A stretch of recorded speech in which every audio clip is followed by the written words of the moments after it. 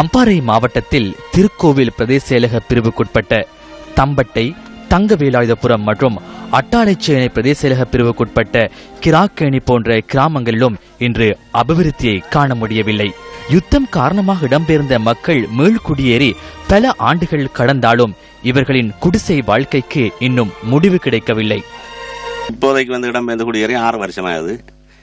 இந்த குடியில பொறுத்தளவில் இதெல்லாம் நாங்க இப்ப இருக்கிறோம் 5 பேரு. அம்பாறை மாவட்டத்தின் பொத்துவில் பிரதேச செயலக பிரிவுக்குட்பட்ட வட்டிவெளி கிராம மக்கள் தொடர்பிலும் இன்று அதிகாரிகளின் கவனம் திரும்பவில்லை. வட்டிவெளி கிராமத்தில் 47 வயதான கமலினியை நாம் சந்தித்தோம்.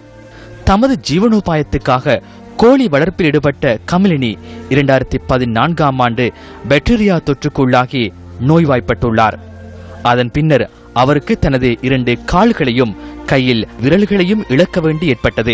கருத்து அப்படி இது இல்லாமலே போயிட்டு, அதால டாக்டர் அவங்க சொல்லிட்டாங்க கால் எல்லாம் அந்த ஆப்ரேஷன் பண்ணணும். அது கையில் இருக்கிற விரல் எல்லாத்தையும் ஆப்ரேஷன் பண்ணிட்டாங்க. இன்னொரு மரக்கடை கடையில் வச்சுருக்கேன். அதுவும் வாடகைக்கு தான். மாதம் 10,000 ரூபாய் வாடகை போகணும் கடைக்கு. சரியான கஷ்டமா இருக்கு, சொல்லிட்டே இல்லாம இருக்கு.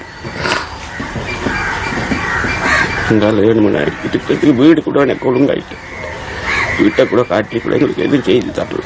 பாக்டீரியா தாக்கம் ஒன்றின் காரணமாக கமலினி தனது கைகளின் விரல்களையும் 2 கால்களையும் இழந்துவிட்டார். அதன் பின்னர் மிகவும் சிரமத்துக்கு மத்தியிலேயே இந்த வீட்டில் இவர்கள் வாழ்ந்து கொண்டிருக்கின்றார்கள். சமூகத்தின் உதவிகளை இந்த குடும்பம் எதிர்பார்க்கின்றது.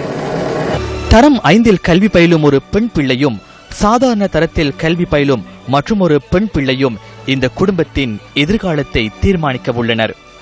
இது போன்ற குடும்பங்களை கூட கவனிக்காத நிலையில் நாட்டின் அபிவிருத்தி நகர்கிறது.